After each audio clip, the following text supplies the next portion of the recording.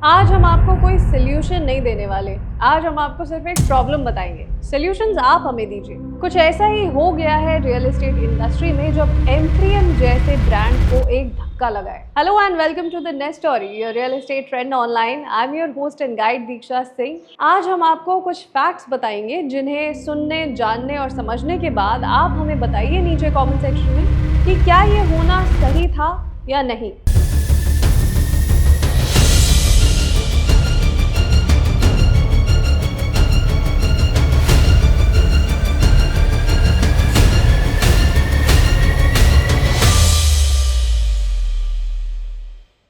तो कहानी शुरू होती है M3M के दो प्लॉट्स लेने के साथ। नोएडा में M3M ने दो प्लॉट्स खरीदे। एक था सेक्टर 72 में, जो एक कमर्शियल की तरह उन्होंने डेवलप करना था। 3 एकर्स का लैंड पार्सल था। इसका नाम है M3M द लाइन। और जो दूसरा प्लॉट लिया इन्होंने, ये है सेक्टर 94 में M3M द कलिनन के नाम से।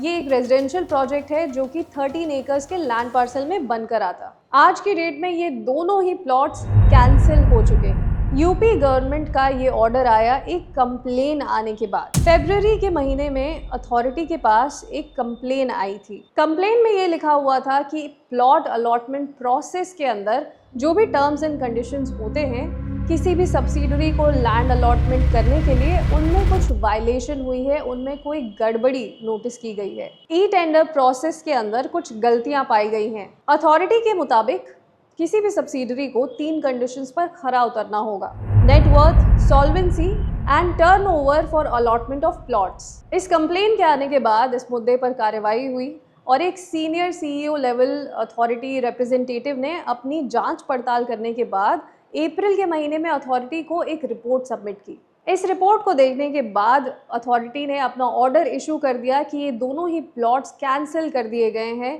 Due to non competitive rates. Order में ये लिखा हुआ था कि बेसिक रिजर्व प्राइस से मात्र 5 लाख रुपए ऊपर की ही बोली लगाई गई थी।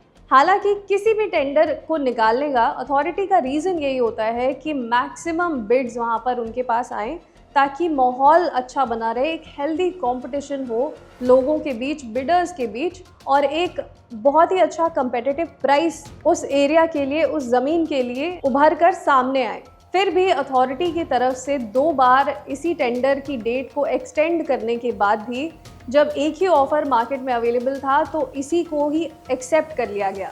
अथॉरिटी की तरफ से जो नोटिस आया था उसमें ये बात साफ साफ लिखी हुई है कि भरपूर कंपटीशन ना होने की वजह से इस ऑर्डर को एक्सेप्ट किया गया, जो कि M3M के सब्सिडरीज ने ही की थी। जिन दोनों सब्सिडरीज को ये प्लॉट्स अलॉट किए गए हैं उनके नाम है स्काईलाइन प्रॉपकॉन और लैविश बिल्ड मार्ट। ये दोनों ही M3M की सब्सिडरीज हैं और इन्हें नॉन कम्पेटिटिव रेट्स पर ये दोनों प्लॉट्स अलॉट कर दिए गए। अब इस ऑर्डर के आने के बाद अब मन में ये सवाल आता है कि अब M3M का क्या स्टैंड रहा है इस पूरे मुद्दे के ऊपर।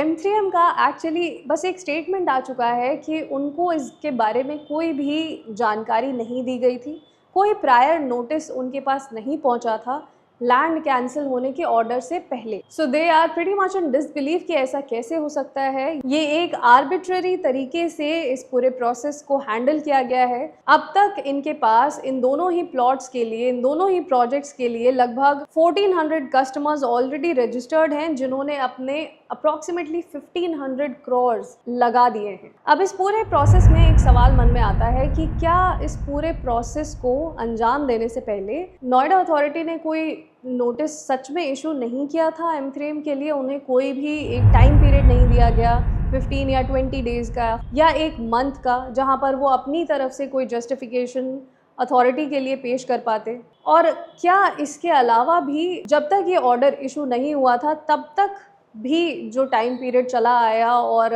M3M ने अपनी तरफ से सारी मार्केटिंग कर दी, अपने लिए सारे कस्टमर्स वो लेकर के आ गए और अपने सेल्स ऑफिसेज उन्होंने बना लिए, अपनी प्रोजेक्ट्स की बाउंड्री लाइंस उन्होंने कंस्ट्रक्ट कर ली, तब तक भी क्या अथॉरिटी की इस प्रोजेक्ट के ऊपर कोई नज़र नहीं गई?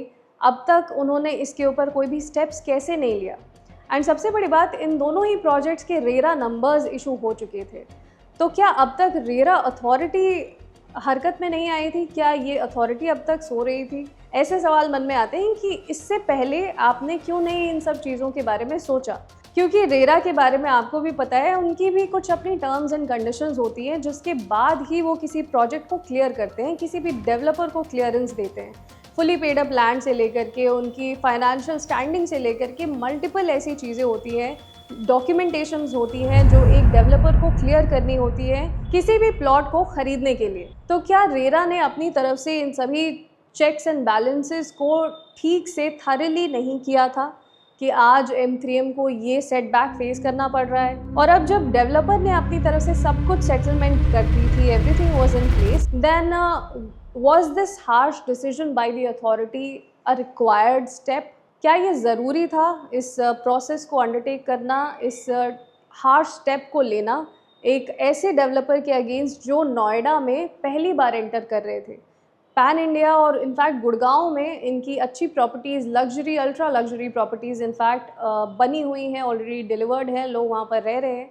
एक नया डेवलपर जब नोएडा में कोई प्लॉट खरीद रहा था तो उससे नोएडा की ही ग्रोथ स्टोरी में कुछ ना कुछ हेल्प होती, काफ़ी सारे लोगों को रोज़गार मिलता, काफ़ी सारे लोगों को एक सोर्स ऑफ एम्प्लॉयमेंट मिलती जब एक नया प्रोजेक्ट यहाँ पर कंस्ट्रक्ट हो रहा होता तो। बट ऐसा सब कुछ नोएडा अथॉरिटी ने एक तरीके से साइडलाइन कर दिया और उन्होंने एक डायरेक्ट कैंसिलेशन की रिपोर्ट भेज दी M3M के पास। सो क्या इन सभी चीज़ों में डेवलपर M3M की गलती है? क्या M3M को अपने आप को जस्टिफाई करने के लिए, अपने आप को एक्सप्लेन करने के लिए एक मौका ज़रूर देना चाहिए था? तो क्या नोएडा अथॉरिटी ऐसा नहीं चाहती कि कोई भी नया डेवलपर नोएडा मार्केट में एंटर करे?